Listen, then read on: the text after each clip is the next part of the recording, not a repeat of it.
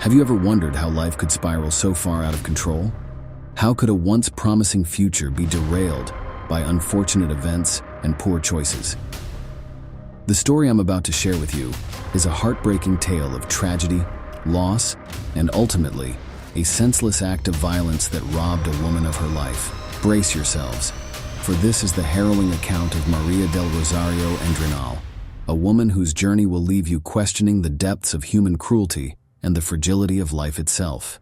Born in León, Spain in 1954, María del Rosario Endrinal, known by close friends and family as Charo, came from humble beginnings. Her father worked at a brewery, while her mother was a schoolteacher. Despite their modest means, Charo's family sought better opportunities and relocated to Barcelona in the late 1950s. Charo excelled in her studies and was known for her bubbly personality and good looks, making her a popular figure in her Catholic high school. After completing secretarial courses, Charo embarked on her professional journey, working at a local bank branch. Her hard work and language proficiency eventually landed her a well-paid secretarial position at the booming Prica superstore franchise in the late 1970s, a remarkable achievement for a woman in post-Francoism Spain that wasn't attainable to most women. Charo's life seemed to be on an upward trajectory. She married Luis Rodriguez, and in 1981, they welcomed their daughter, Zantal, into the world. The young family settled into a comfortable life, moving into a spacious apartment in the Rambla de Brasil near her parents' residence. They even managed to purchase a sailboat they affectionately named Kiwi.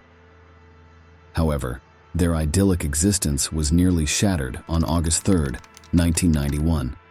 Charo and Luis had a near-death experience along with their married couple friends when sailing the 110 miles between Barcelona and Majorca Island on board the Kiwi.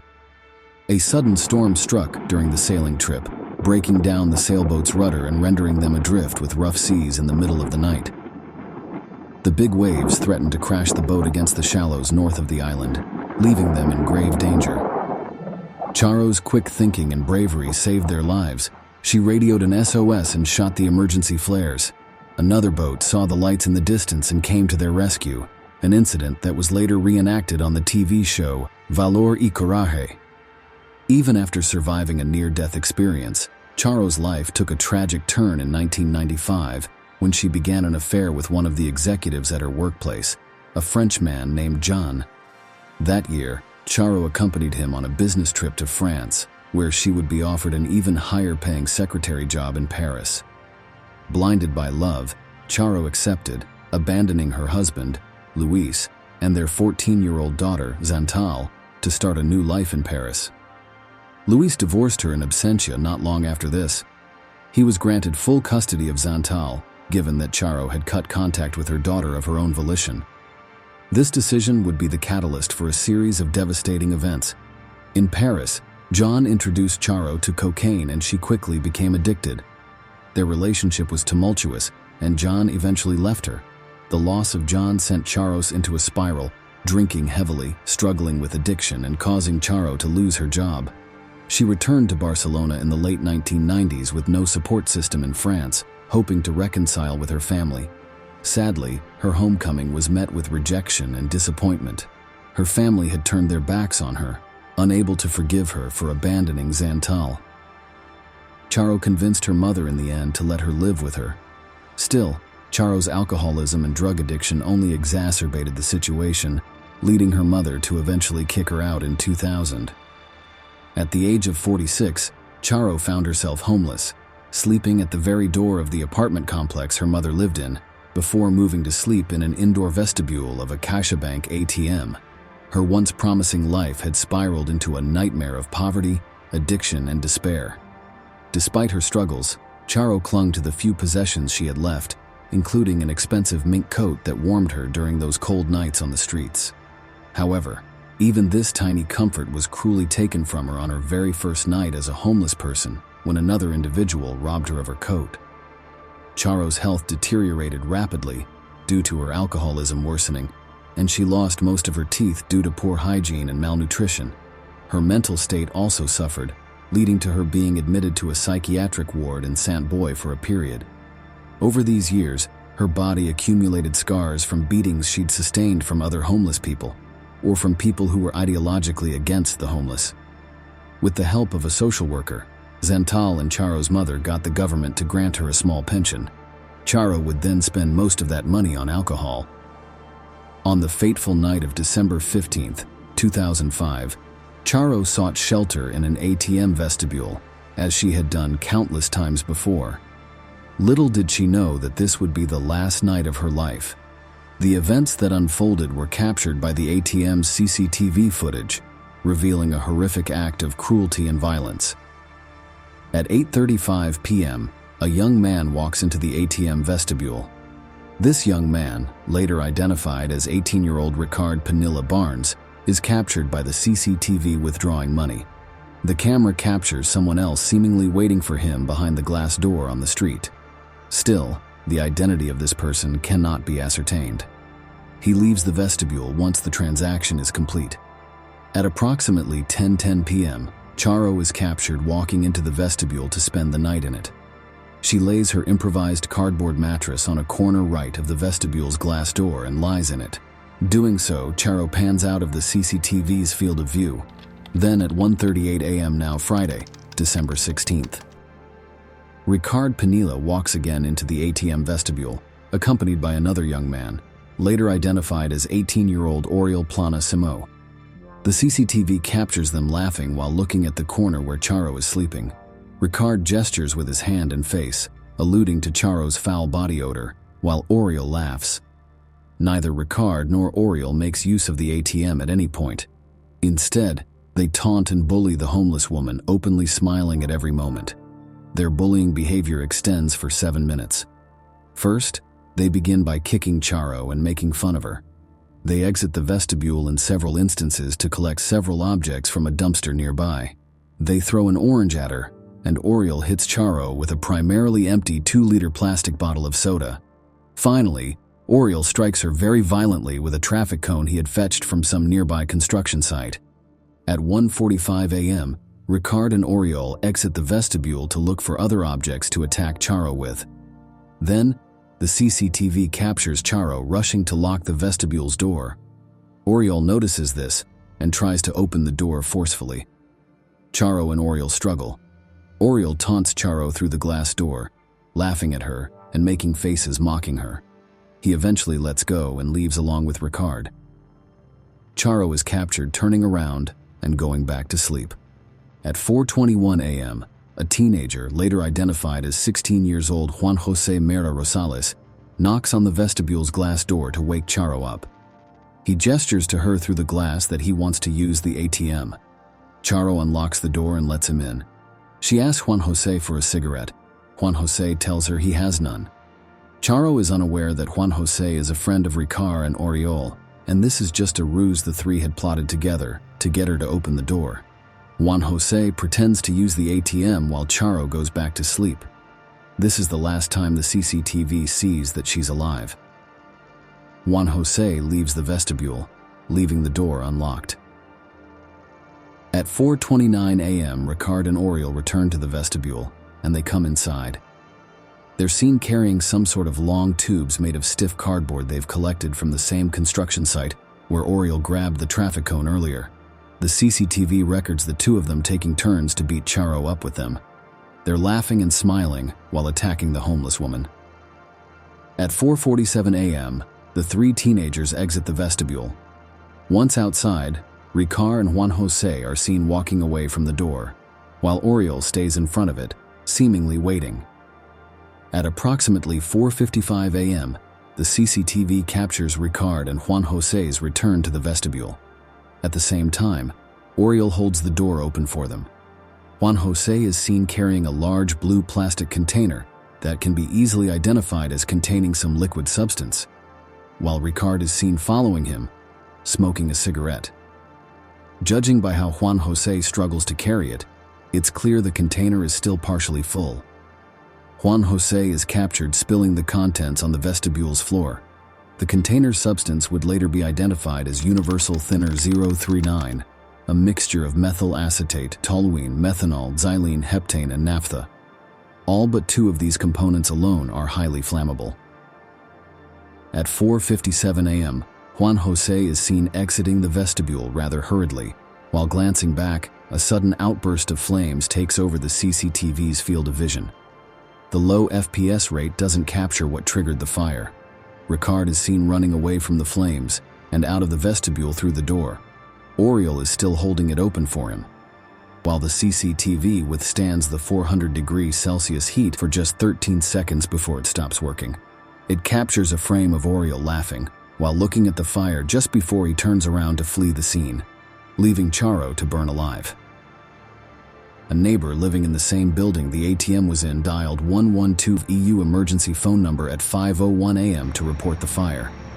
The firefighters showed up in just a few minutes, and they immediately noticed two things.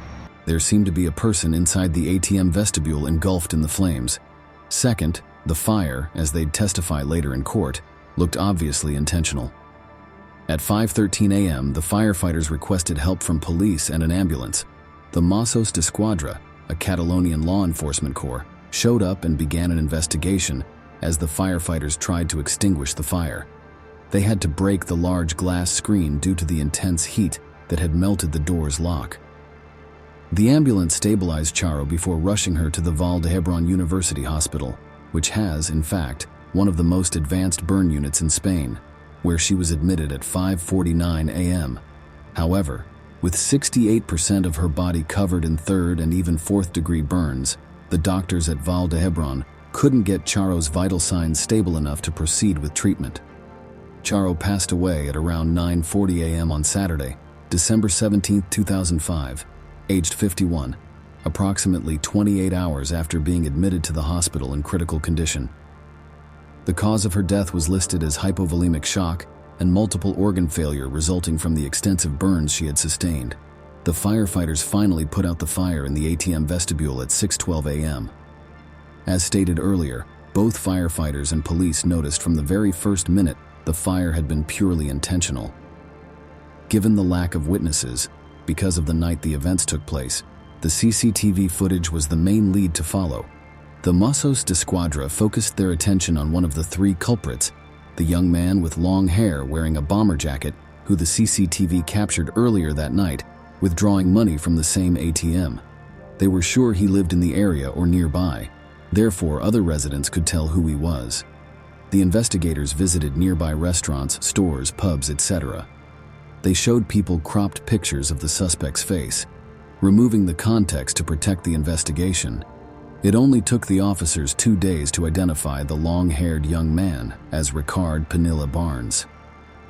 The following day, undercover officers spied on his social circle. They learned of the identity of another of the two other culprits, 16-year-old Juan Jose Mera Rosales. They also eavesdropped that they would attend a party that same night. At 11:45 p.m. on Sunday, December 18th, the Mossos d'Esquadra showed up at the flat on Brucey Street, where the party was being held, and arrested Juan Jose Mera. Just 34 minutes later, they arrested Ricard Penilla. Oriol Planasimo was arrested at 6:45 p.m. on Monday, December 19th, at Barcelona Sants train station. He had just returned from spending the weekend in Zaragoza, where his father lived. Oriol was studying and working during the weekdays in Zaragoza, and working part-time at a hotel. But thanks to the collaboration of an acquaintance with the investigators, he was made to believe that he needed to return to Barcelona as soon as possible. The three youngsters were put in preventive prison for the murder of Rosario Endrinal, pending trial. Juan Jose, being a minor, would be housed at a juvenile facility. Still, the 18-year-old Ricard and Oriol would be sent to the Trinitat Vella Penitentiary Center. Just 2 days into their admission, and with their faces and names already well known in the entire country, thanks to the public broadcasting of the harrowing CCTV footage, a large number of inmates, some of them pending trial for very violent criminal offenses, assaulted Ricard and Oriol. Ricard was jumped on and beaten up by about a dozen inmates, one of which also choked him into unconsciousness. He had to be saved from further danger to his safety by the prison guards and a few less violent inmates who intervened. In another attack, one of them, likely Oriol, was punched in the face by another inmate so hard that he sustained mouth injuries. One of them was also grabbed by a group of inmates and had his head shaved. During the trial, disturbing details emerged about the trio's hatred for the homeless and their involvement with neo-Nazi groups. They had previously recorded themselves harassing and assaulting other homeless individuals, displaying a sickening disregard for human life. The trials were held in the fall of 2008. Juan Jose Mera had a separate trial, given that he was a minor when he participated in Charo's murder. It surfaced that the three friends knew each other, from frequenting the same internet cafe to playing video games. They were all bad students. Ricard had been held 2 years already. It also surfaced that it wasn't the first time the trio attacked a homeless person. Their phones contained several videos in which they were seen hurting and degrading other homeless people. In one of them, Ricard smacked a homeless man in the face really hard and forced him to say, "This is jackass." In another, Ricard and Oriol poured the contents of a trash can on another homeless man, laughing at him as they did it. It was Ricard's classmate who informed the Mossos d'Esquadra about these videos. Ricard bragged about them at high school. She explained that he and his friends hated the homeless and minorities and hung out with neo-Nazi groups. She had overheard Ricard saying in more than one instance that the homeless aren't even human, mainly when referring to those of African origin. On December 15, 2005, Ricard and Oriol had gone to a restaurant with 3 other friends for dinner, where, according to witnesses, Ricard made fun of a Latin American waiter. Another witness said that, after the dinner, Ricard and Oriol urinated on a homeless man they spotted sleeping on a public square before going to visit several bars. It was during these visits that they bullied Charo first at 1:38 a.m. on December 16th. They resumed their partying around the neighborhood and bumped into Juan Jose. The 3 friends would drink shots of spirits before returning to the ATM past 4 a.m. The degrees of individual criminal liability were assessed, which prompted Ricard, Oriol, and Juan Jose to engage in numerous contradictions about the sequence of events between the moment Juan Jose brought the blue container and the moment the fire took place. Oriol and Ricard accused Juan Jose of causing the fire, probably because he was a minor then, therefore less liable, which Juan Jose vehemently denied. Juan Jose also claimed he never meant to pour the thinner over Charo and that he only wanted to pour it nearby to give her a scare, but he accidentally dropped the container.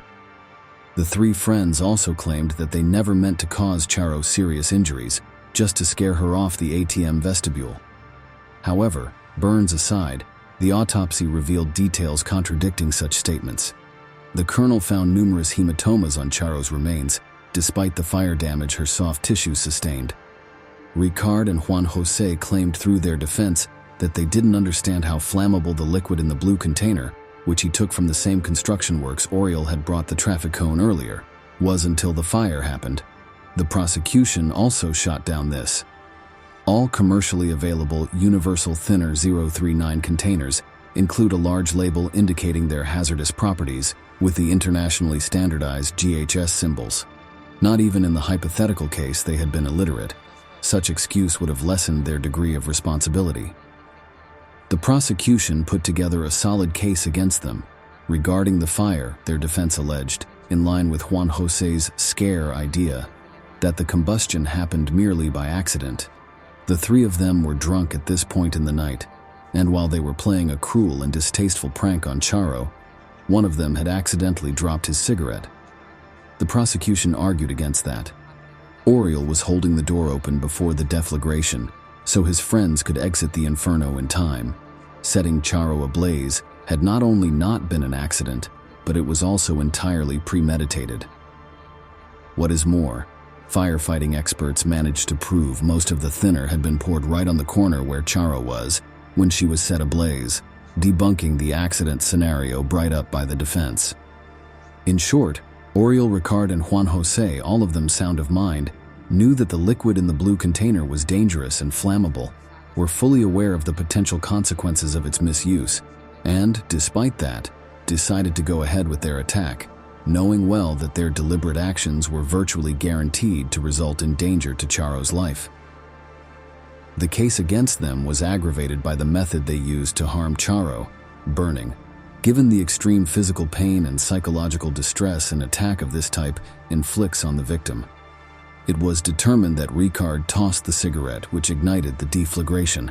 His mother had, in fact, noticed burn marks on the ankles of the pants he wore that night when doing the laundry the day following Charo's murder. The prosecution built a solid case, proving that the attack on Charo was premeditated and that the three men were fully aware of the potential consequences of their actions.